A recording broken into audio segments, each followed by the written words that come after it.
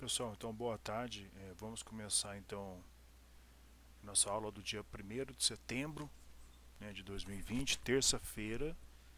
Essa aula é 10 da manhã, né? É isso mesmo. Tanta coisa, pessoal. Estou na coordenação. Isso, terça-feira, 10 e 10 da manhã. Tá? Então é sempre bom que vocês assistam às aulas, nos horários das aulas, tá? Para que não comece a encavalar. Então já tem coisa para assistir para a semana que vem. A aula do dia 10 já está pronto já desde, entendeu? Fica mais fácil. Vamos falar um pouco de trabalho e calor, né? Eu já comentei algumas coisas. Né? É essencial para que o estudante, por exemplo, de termodinâmica, ele entenda claramente, né, essas definições de trabalho, calor. Essa análise correta de muitos problemas que envolvem a termodinâmica, ela depende da distinção entre essas interações, né, de calor e trabalho, né?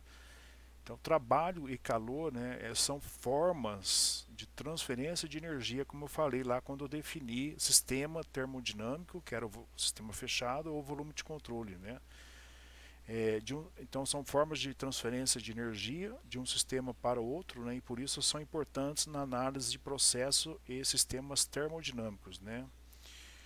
Então, a gente precisa reconhecer e modelar, né, tanto o calor como o trabalho, né, se nós, por exemplo, se a gente quiser analisar esses temas, né, e também relacionar eles, né, às variações das propriedades e parâmetros característicos do sistema. Então, quais são essas propriedades? Pressão, volume, temperatura e por aí vai, né? Uma análise, é interessante que uma análise que a gente faça física desses fenômenos vai permitir que a gente possa construir um modelo para o calor e outro para o trabalho, né? Utilizar esses resultados nas nossas análises das transferências de energia e mudanças detectadas no sistema. Então é importante, né, a gente ter esse conhecimento, né? Eu falei, né, que o calor é transferência de energia devido à diferença de temperatura, unicamente em consequência dos mecanismos de transferência de calor como condução, radiação, convecção, e trabalho a diferença é uma propriedade intensiva como pressão, temperatura, velocidade, por aí vai. Né, mas também é transferência de energia. Né? Vocês viram lá na física, né, trabalho é a força vezes o deslocamento. Né? A gente chama aqui a definição matemática. Tá? Então, o trabalho é usualmente definido, como eu falei, uma força F, tá, agindo através de um deslocamento X, né, sendo esse deslocamento na direção da força. Né? Então a gente viu lá, né, deixa eu abrir, o trabalho é integral da força dx, né, que vocês viram lá. Então essa relação é interessante, né, nos permite determinar o trabalho necessário, né, para levantar, por exemplo, um peso, esticar um fio ou mover uma partícula carregada através de um campo magnético. Será? Em vista, né, do fato assim, de a gente estar tratando a termodinâmica do ponto de vista macroscópico, né, e não microscópico, né? Então é vantajoso para a gente relacionar a nossa definição de trabalho com os conceitos de sistemas, propriedades e processos, tá bom? Então, o trabalho para nós aqui na termodinâmica, como eu falei, né, é um sistema que realiza trabalho, seu único efeito sobre o meio, né, tudo aquilo que for externo ao sistema pudesse ser o levantamento de um peso, né, como eu falei lá naquela figura, no slide anterior. Né. Então, a gente pode observar que o levantamento de um peso é realmente é uma força, né, que age através de uma certa distância. Né. Então depende do ponto de vista que a gente está analisando. Se a gente tiver lá na física, né, a gente vai ter a definição matemática que trabalha a força vezes a distância. Aqui, né, é o levantamento de um peso, né, considerado levantamento de um peso. Então é um sistema que realiza trabalho, seu único efeito sobre o meio, tudo que for externo ao sistema puder ser o levantamento de um peso. Tá? A gente então mostrou, né, as figurinhas lá do da bateria com o motor, né? E nesse motor estava acoplado um ventilador. Então, se a gente pudesse substituir, né, esse ventilador por uma polia, um peso, e essa polia poderia levantar esse peso, então a gente ia falar que existiu um trabalho no ponto de vista termodinâmico. Tá? Então, aqui, essa figurinha mais bonitinha, né, como eu falei, né, eu tenho o meu sistema aqui, né, que é uma turbina, né, e aí eu considero, essa turbina que está tocando essa hélice tem trabalho atravessando através da fronteira? Sim. Se eu puder substituir essa hélice por uma polia, um peso, né, se esse peso se ele estiver sendo levantado, sim, vai ter que a gente fala de trabalho atravessando a fronteira do meu sistema, tá? Como eu havia comentado. Aqui, né, eu coloco, né, algumas definições, né, a gente comentou isso daí, né, que, por exemplo, se eu adotar, como eu mostrei lá, né, no caso só a bateria, né, envolvendo a bateria, a minha fronteira do sistema envolvendo apenas a bateria, né, eu vou ter aqui um trabalho sendo realizado. Então a gente comentou isso na aula passada, né, é, o trabalho realizado por um sistema é considerado positivo e o trabalho realizado sobre o sistema é considerado negativo. No caso aqui, né, se eu puder substituir novamente, né, a energia que passa, a energia elétrica que passa pela fronteira do sistema por um sistema polia e peso, né, eu vou poder considerar que o trabalho cruza a fronteira do sistema, né. Então, em resumo, né, a gente vai dizer que o fluxo de energia elétrica através da fronteira do sistema é uma forma também de trabalho. Tá? Aqui no outro caso, né, eu tenho aqui o trabalho de compressão e expansão. Né? É o trabalho devido ao movimento da fronteira. Né? Então, o que acontece? Né? Eu tenho a minha força sendo dada pela pressão vezes a área, tá? E dx o meu deslocamento infinitesimal. Então, o que eu tenho? Que A vezes o dx vai estar o meu volume, né, infinitesimal. Né? Então, eu tenho que meu trabalho aqui é igual a minha pressão vezes meu deslocamento, que vai ser o meu volume. Né? Então, eu vou ter aqui meu trabalho de compressão e expansão. Se eu pegar o meu trabalho e dividir pelo tempo, eu tenho o que a gente chama de potência. Tá?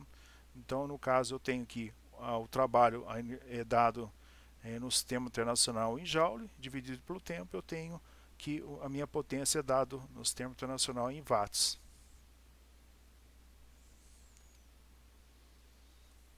A gente viu, né, que o calor, né, o que acontece? O calor e o trabalho dependem do caminho que o sistema percorre durante a mudança de estado de 1 para 2. São fenômenos transitórios, né? Eles dependem do caminho. Então, a minha expressão é que o meu trabalho recebido ou perdido é igual à integral do estado inicial até o estado final, mas ela depende do caminho. Então, isso é diferente de obter que o trabalho, o calor perdido ou o calor recebido, tá, é igual a Q1 menos Q2. Isso não é uma verdade. Tá? Então, a representação de trabalho de calor recebido ou perdido entre o estado 1 e 2 é dado por essa nomenclatura e não Q1 menos Q2. Tá? Aqui a convenção, né? Convenção de sinais, não conversão, tem um erro aqui, né? Convenção de sinais. Convenção de sinais de calor e trabalho. Tá? Deixa eu salvar aqui, senão eu esqueço. Então eu tenho o meu sistema. Se o meu sistema está recebendo calor, tá? O valor do valor do meu calor é positivo. Se ele está perdendo, né? Se está saindo calor do meu sistema, então significa que o calor é negativo.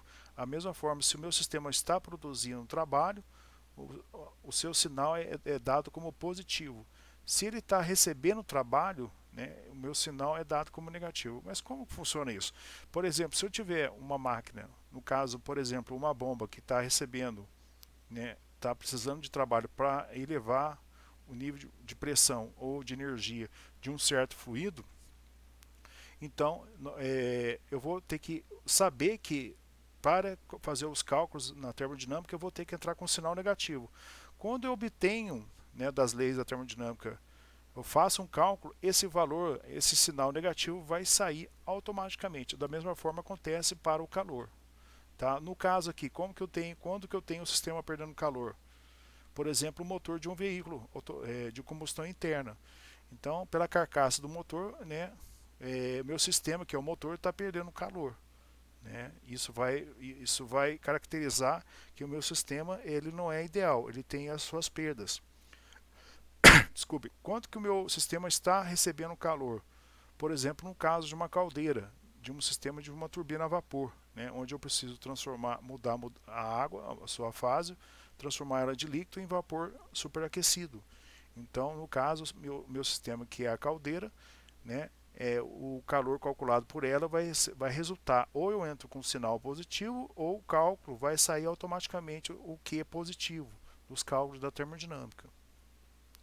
Então, se eu precisar entrar com um certo valor de sinal nos meus cálculos, por exemplo, quando eu for fazer cálculo usando a primeira lei da termodinâmica, que a gente vai ver mais adiante, né, eu preciso saber dessa convenção de sinais.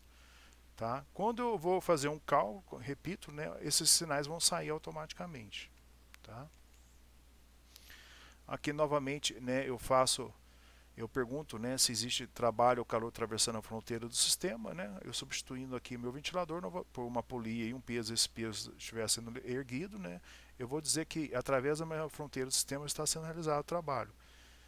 Né, e aqui eu tenho o trabalho devido ao fluxo de eletricidade. Da mesma forma, se eu substituir, né, esse sistema por um sistema de polia e peso, eu vou ter o trabalho devido ao fluxo de eletricidade. E aqui eu vou ter o trabalho devido ao eixo rotativo. Tá? Aqui eu especifico mais sobre o caso, por exemplo, de um sistema onde eu tenho um gás, né, eu tenho uma certa hélice, né, e esse peso vai fazer movimentação dessa hélice dentro desse sistema. Então, no caso aqui, eu escolhi a minha fronteira do sistema, onde está esse gás dentro dessa região. Esse gás está confinado dentro dessa região. Então, eu tenho uma polia, né, que está se movimentando, o peso está descendo, né, no caso ele desceu aqui 3 metros, e a sua massa é de 100 kg. Então a hélice, né, ela realiza um trabalho no sistema, que é o gás. Né? Então esse trabalho cruza a fronteira do sistema da vizinhança para o gás, né, sendo considerado negativo, tá? Conforme a convenção de sinais, tá? Em razão da queda de 3 metros da massa de 100 kg. Tá? Então, no caso aqui, eu preciso saber, de acordo com a convenção de sinais, o que está acontecendo na física do meu problema. O que está acontecendo, né, qual a situação do meu problema. Então, no caso aqui, observe que, repetindo, o trabalho cruza a fronteira do sistema da vizinhança para o gás, sendo considerado negativo. Tá? Então, no caso, o que acontece? Esse peso aqui vai fazer um trabalho que está entrando no meu sistema. Então, por isso que o sinal é negativo, de acordo com a convenção de sinais. Vou até aumentar aqui um pouquinho. Tá bom? E outras situações? Vamos ver aqui. Salvar aqui o PowerPoint. Aumentar um pouquinho aqui, tá? Agora aqui o que eu tenho? A hélice, né? Essa hélice, né? Eu tenho aqui um pistão, né? Eu tenho uma hélice da mesma forma, né? Esse peso vai fazer com que a hélice movimente, né?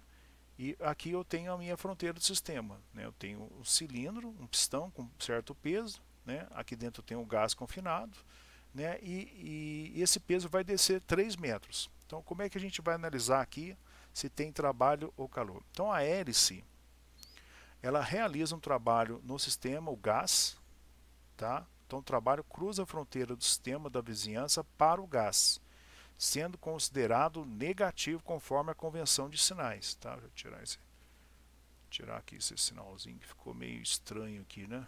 Um parênteses aqui meio estranho. Então vou repetir aqui, ó. A hélice realiza um trabalho no sistema gás, tá? Então, como aqui o peso está descendo, né? Esse peso vai fazer girar a hélice. Então, a hélice realiza um trabalho no sistema, quer dizer, o trabalho cruza a fronteira do sistema da vizinhança para o gás, sendo considerado negativo conforme a convenção de sinais, em razão da queda de 3 metros da massa de 100 kg. Então, o meu trabalho, até eu não falei aqui, né? Vou falar de novo, né? Então, se eu for calcular o trabalho, o que eu tenho? O trabalho é a força, né? Tá ok? Vezes a distância. Então, é a força-peso, né? Eu tenho a massa 100 kg, g da aceleração da gravidade, e a distância de 3 metros. Então, eu tenho que entrar com esse valor negativo aqui. Tá? Então, vou até botar ele aqui, ó. Então, eu tenho que um trabalho que é realizado sobre o sistema, né? Que tem o gás, é negativo. Então, ele está entrando aqui no meu sistema, tá? Pela convenção de sinais. Aqui, da mesma forma, no primeiro item, continuou negativo, né? Agora, eu incluí né, o pistão aqui, né, o pistão com peso. O que vai acontecer? O trabalho realizado pelo sistema sobre o pistão, sem atrito, é positivo, já que o sistema está realizando trabalho. Considerar um aumento de volume de 0,002 metro cúbico. Então, vocês imaginem que a pá girando aqui no meu sistema vai fazer com que ocorra uma expansão desse gás aqui dentro. E, consequentemente, o pistão vai haver um aumento desse volume, né? Então, o que acontece? O trabalho, dado em Joule, é Pascal vezes a área vezes a altura. Né? A pressão é Pascal vezes o volume. Né? Eu tenho que a pressão absoluta, né? Que é a soma da pressão efetiva com a pressão manométrica, né? Barométrica, aliás, vezes a variação do volume é igual a 400 joules. Então, nesse caso aqui, né, eu tenho um trabalho saindo do meu sistema. Então, o gás ele está fazendo que ocorra um aumento do volume. Como o meu gás é o meu sistema, ele está exercendo um trabalho sobre o pistão. Então, o trabalho está saindo do meu sistema. Então, por isso que aqui o sinal é positivo. Né? E o que a gente viu? Pressão, o que é? É força vezes a área. Então, qual que é essa força aqui? Eu poderia ter, né, esse diâmetro e calcular essa força. Como eu não tenho, né, essa força vai ser igual à pressão atmosférica, a pressão absoluta, aliás, vezes essa variação do volume. A gente viu aqui que o trabalho, deixa eu voltando aqui na formulação, né? Onde que está? Deixa eu ver aqui. Aqui, ó. Então aqui eu tenho um trabalho, que nem lá naquele exemplo que eu estava comentando. Então eu tenho um trabalho de expansão, que é dado por integral de PDV. Então trabalho é igual a integral de PDV. Então aqui, quando eu tenho uma expansão, uma compressão do gás, né, meu trabalho é dado pela integral de PDV. E vocês viram isso também lá em física. Né? Então é o que está acontecendo aqui. Então, nesse caso aqui, devido ao agito da hélice, né, é um volume muito pequeno, né, mas vai fazer com que aumente a agitação das moléculas, e esse gás vai se expandir, mesmo que seja pouca coisa, mas ele vai expandir. Né? Então, o trabalho aqui é integral de PDV. Né? Então, a pressão aqui, no caso, eu uso o valor absoluto. Né? Então, é PDV. E a variação do volume foi dado, 0,002 metro cúbico, e a pressão é a pressão absoluta, tá bom? Então, a pressão absoluta é a soma da pressão efetiva mais a pressão barométrica, né? No caso que ele colocou aqui que é 100.000 Pascal, ou seja, é a pressão a nível do mar, tá bom? Então, nós temos dois valores de trabalho. Um trabalho que é negativo, que é menos 29,40, e um trabalho que é positivo, mais 400. Tá? O que vai acontecer aqui agora? Então, resumindo, a hélice realiza um trabalho no gás. Então, o trabalho está entrando no meu sistema. Né? O meu sistema aqui é o gás, que está contido aqui. Então, a fronteira do sistema é delimitada aqui pela parede do meu cilindro e do pistão também, parte do pistão. Então, eu tenho um valor negativo, como a gente calculou lá atrás. O gás, por sua vez, devido a esse agito, né, ele realiza um trabalho sobre o pistão. Né, a gente fez o cálculo lá atrás. Né, então, é 400 joule. Então, esse trabalho está cruzando a minha fronteira do sistema que está aqui, ó, que delimita junto aqui com a parede do pistão, com a base do pistão. Né?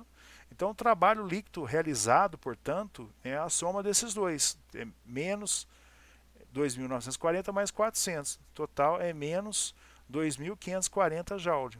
Então, o trabalho da gravidade, uma observação, o trabalho da gravidade sobre o peso W é positivo. Se este cruza a fronteira do sistema, é considerado negativo. Tá ok?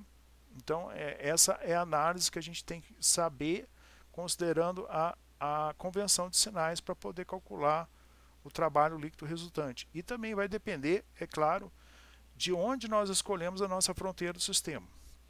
Então, se eu escolher minha fronteira do sistema englobando também, por exemplo, a polia e a massa, então não vai ter trabalho cruzando a fronteira. Então, tem essa questão também. Eu tenho que saber escolher o meu sistema. Qual será o meu sistema? Onde que estará o meu sistema termodinâmico ou sistema fechado?